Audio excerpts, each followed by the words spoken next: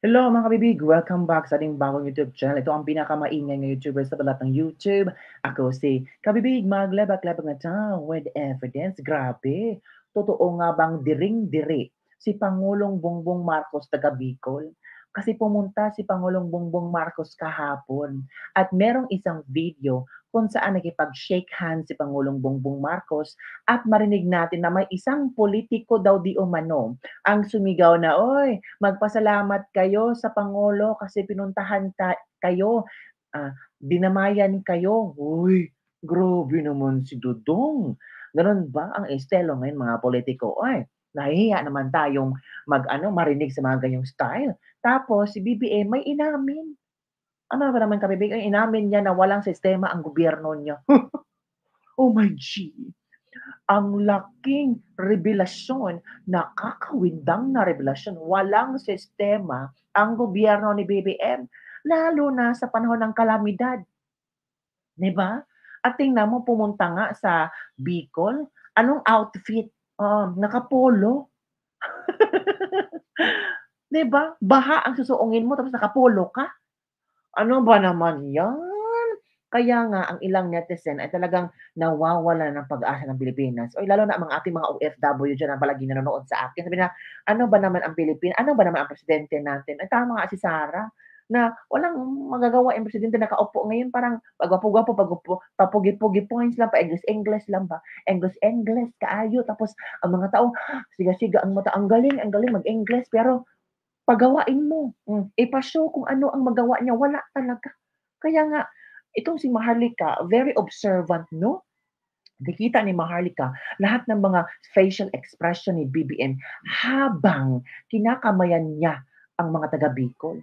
At sabi ni Maharlika, diring-diri daw si BBM. O eto ang video ha, manood tayo kung bakit yun nasabi ni Maharlika. Knowing Maharlika kabibig, marami niyang mga mga tawag dito, yung mga kachika-chika bumbong. Ito kabibig ha. Ito. Sa mga taga Bicol, yung nasa likod niya, yung congressman, sinasabi niya, "Oh, pasalamatan niyo naman ang presidente." Message. Tapos, Philippine Information Agency, Bicol, Jutang Genimes, bakit nyo tinanggal yung sound na inuutusan nyo? Sino nakapanood sa inyo? Mag-comment kayo palangga. Mga kababayan, at walang dapat ikapasalamat ang taong bayan sa isang adik na presidente. Grabe. Diniktahan na hindi pwedeng i-ambush interview si Bangag. Oo daw. Pero bago tayo magtuloy-tuloy, actually may paparinig sana akong video sa inyo. Here's the video. Kaso tinanggalan ng sound. Okay, basahin ko muna.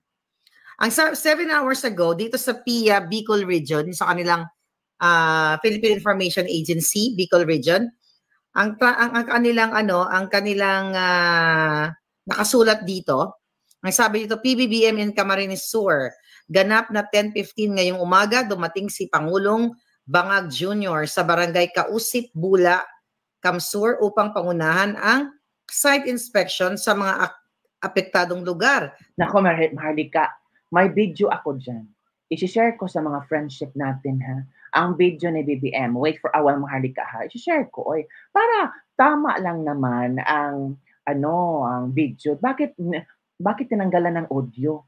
Bakit nakikita ba nila ng mga tao?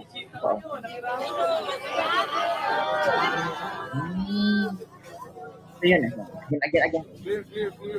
Ito ha. Excuse me po. Pasalamatan yung Pangulo, binisita kayo, nakiramay. Pasalamatan yung Pangulo, binisita kayo, nakiramay. Uy, grabe naman taong to. Again. Pangulo, binisita kayo, nakiramay. Yung Pangulo, binisita kayo. Pasalamatan yung Pangulo, binisita kayo, nakiramay. Halaka. Yan. Ito yung video na sinasabi ng Maharlika. Ito yung grabe, no? So, let's continue Maharlika kasi i-share pa niya ang kanyang reaction tungkol sa video na ito na galit si Maharlika. Uy, hindi mapipigilan ang galit ni Maharlika. Nako, ito pa. Let's proceed mga kabibig. Ito na. Dulot ng bagyong dulot ng bagong pangalan. Sulat dito, tanga ng mga buwaka ng ina, no? You know, kung mga random na vlogger lang, pwede ka magkamali dahil wala kang staff eh. Ako, aminado ako, nagkakamali ako sa spelling, you know? Pero ito, bagong Christine. Di ba? Bagong Christine, bagong bangag. Okay, sa lalawigan at ibigay ang mga direktiba, kaugnay sa tungkol sa aksyon ng pamahalaan. Ayan, kasama ng Pangulo, si Camsor 2nd District Congressman El Rebilla Puerte. Ngayon, mga kababayan, pakita ko lang sa inyo yung puntahan nyo lang to sa website, sa nila, Facebook. Gusto ko lang to pakita sa inyo na naka-off. Nakita nyo po yan, yung sound, naka-off. Naka-off yung sound. Nakita mo yung palangga? Ayan, naka-off. Ay, paano ba to? Anyway, basta naka-off siya. Okay, ngayon, yung video na yan, ilayo natin para makita. Alright? Habang naglalakad yan, okay, nakikita nyo ba? Walang halos, parang, ayan, nagsasalita yung naka-blue. Ayan yata si Bella Puerte. Bella Puerte. Ikukwento ko lang, kasi for sure napanood yun na to. Habang nagkakamay si Bangag, na halos nandidiri sa ating mga kapitbahay, yung mga palangga, na nakaganon, yung di ba, dapat, you know, pag ako kasi, pag yung mga palangga ko, namimit ko wherever yan, sa barko man yan, sa tindahan, or what, pag in-approach ka, umali ka, ganyan-ganyan. Di ko nga alam yan kung kalaban or what. Di ba? Nagkikipagkamay, yayakapin ko pa ng bonggang-bongga. Kasi sincere ang iyong pakikipagsalamuha, yung appreciation mo sa tao. Tama naman yung naobserbahan ni Maharlika. Tama ang nakita ni Maharlika. Kasi nung panahon ng election, grabe si Pangulong Bongbong Marcos. Shake hands, yakapan talaga. As in, randam mo talaga yung grabing higpit ng pagkamay ni Bongbong Marcos sa mga butante. Pero ngayon parang ganun na lang, no? Di ba? Sa kapwa mo Pilipino. So gumaganon si Kuting, pero ito yon mga palangga. Kanina sinend din sa group namin, basta may nag-send. Actually, pinakinggan ko, sabi ko, I will, parinig ko sa inyo, baka hindi nyo pa narinig. Habang nagkakamay si Bangag, na parang diring-diri po siya sa Bicolandia, sa mga taga Bicol, yung nasa likod niya, yung congressman, sinasabi niya, pasalamatan nyo naman ng presidente. Tapos ang mga tao, syempre, dahil nandoon yung presidente, nagpumalakpak. Pero prior to that, dinadaanan siya. Yung mga tao, syempre, malungkot, palangga. Galing ka sa devastation, galing ka sa baha, namatayan ka ng pamilya, nagutuman ka. Tapos ang presidente mo, nag-acting nandoon. So, tinanggal nila yung message. Philippine Information Agency, Bicol, Jutang Genimes, bakit nyo tinanggal yung sound na inuutusan nyo? Sino nakapanood sa inyo? Mag-comment kayo palangga. Kasi nasa 31,000 views. Di ba?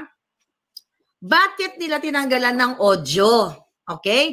Bakit wala kang marinig na audio or sound right now? Kasi kanina, malinaw pa sa sikat ng araw, di ba? Na ang mga tao, matamlay. Siyempre, galing ka nga sa delubyo. Narinig mo? May nakarinig daw. Si Euro nakarinig. Sabi ko, sana may nakakuha at i-viral natin. So, inuutusan din ng tao, magpasalamat naman ka sa presidente. So, sapilitan yung mga taong pumapalakpak. So, that is diktador. Mga kababayan, at walang dapat ikapasalamat ang taong bayan sa isang adik na presidente. Grabe. Walang dapat ipasalamat ang taong bayan sa isang adiktos na presidente. Alam mo, maling-mali yung hindi naman kasalanan ni BBM. Maling-mali yung congressman. Sobrang kasipsipan ng congressman na iyon. So, ang nangyari ngayon is si BBM ang naging punterya ng mga bashers. Mas lalo maging masama ang imahe ni BBM. Kasi parang iniutusan ng congressman ang mga tao. Knowing that time, ang mga tao talaga ay lugmok. Itong congressman na ito, hindi nag-iisip, no? Para lang makapagsip-sip ba?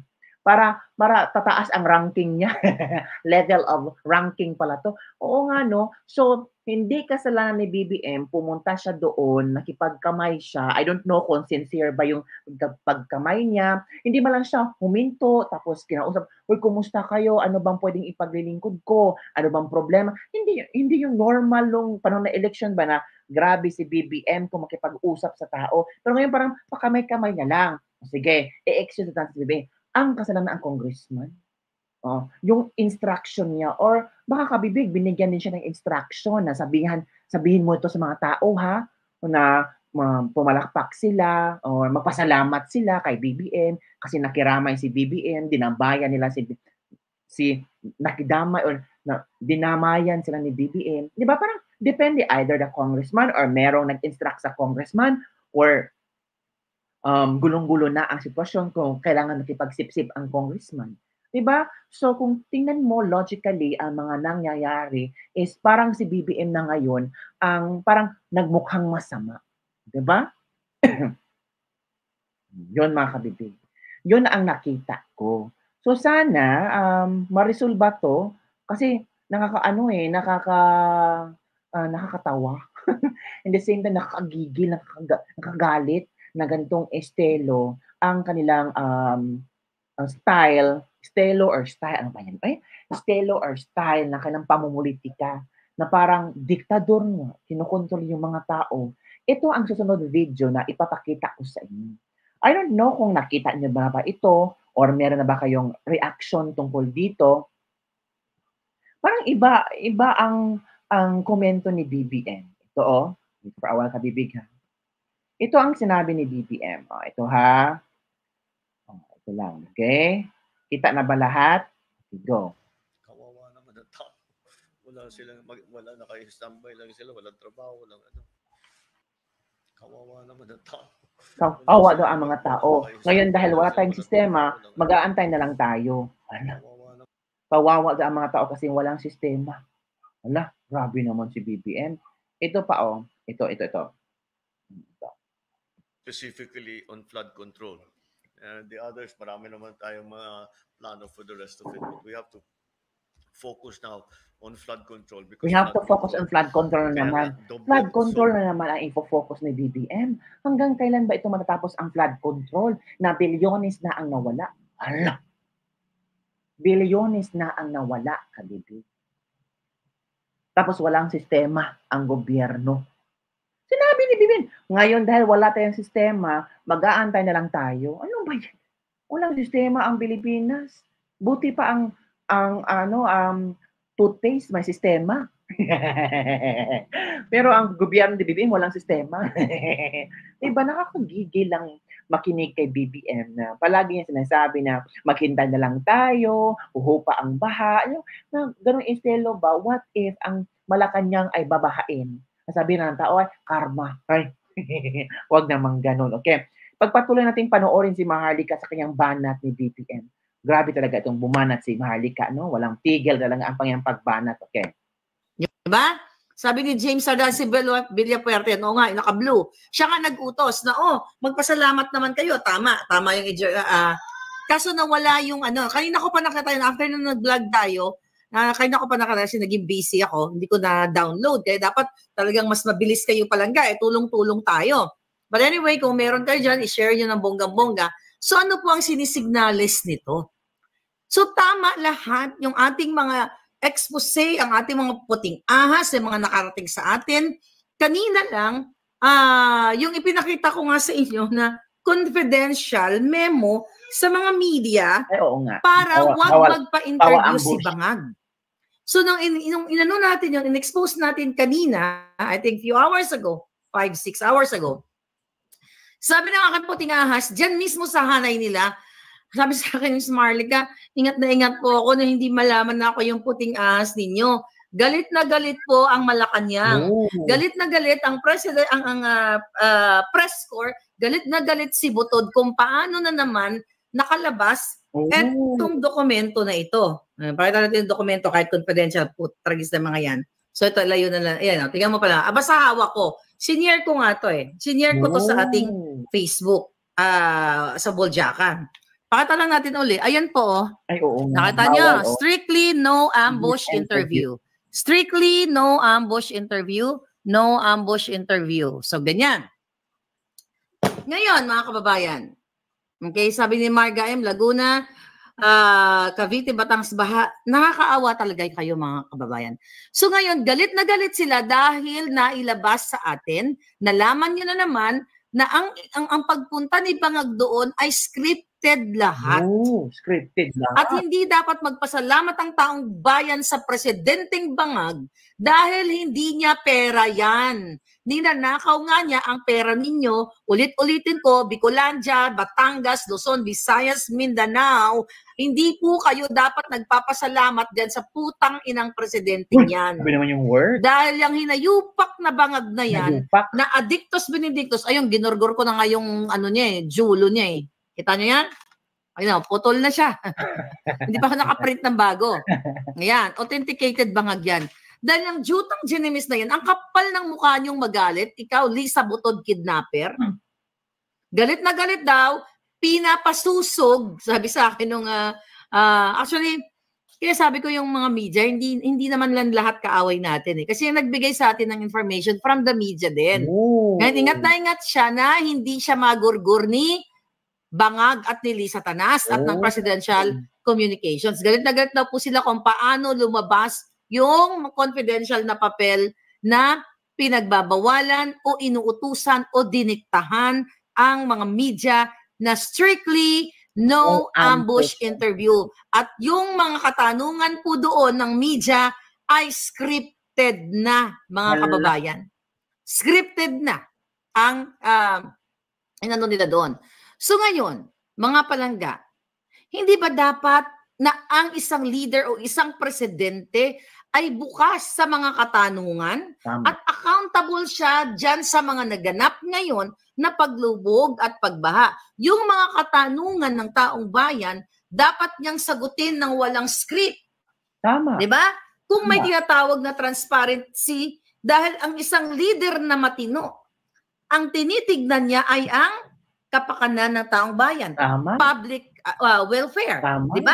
So yung public, yung pang-publikong kapakanan, mga kababayan, yun ang sinaalang-alang dapat ng presidente. Kaso, bangag ang ating presidente. Kaya, nagkaroon sila ng memorandum bago sila pumunta sa Bicol na wala dapat magtanong kay Bangag at lahat ng tanong ay dapat ma-screen nila o scripted lahat o dumaan para mapag-aralan na muna ni Bangag kung ano ang isasagot niya. Uy, grabe naman yung scripted. So it means, yung sinabi ng politiko na ay magpasalamat kayo na pumunta ang presidente, dinamayan tayo ng presidente, part din yun ng script. Posible ka, bibig. Diba? Part yun ng script para makita ng media ba na, wow, talagang mahal ni BBM ang mga tao. Diba? Kasi bawal ambush interview. Diba? So it means, chinek ng presidential Chorva Ek kung ano yung mga questions na itatanong mo. Baka magkamali kang magtanong kay BBM, mabigay niya ang totoong sagot. Mabigay ang totoong sagot ni BBM, di mas lalong lumala ang issue. Mas lalong mapasama si BBM sa mga tao. So scripted pala yun. So it means yung pagkikamay ni BBM scripted lang, part sa script. O direct ha, dapat BBM, ganito ang action mo, ganito yung mukha mo, ganitong mga smile mong ibibigay, dapat nakikiramay ka talaga, ramdam ng mga tao na mahal mo sila. Uy, grabe, huwag yun na pong ganun ang mga tao. Nakakarma po yan. Oo, kasi mga inosenteng tao yan, yung mga taong humihingi ng simpatya, humihingi ng tulong, tapos i-script nyo lang para lang may masabi ang mga supporters ninyo, mga loyalista, mga talyanista na talagang ang galing-galing nyo, presidente, mahal na mahal nyo ang tao, pero scripted pala lahat.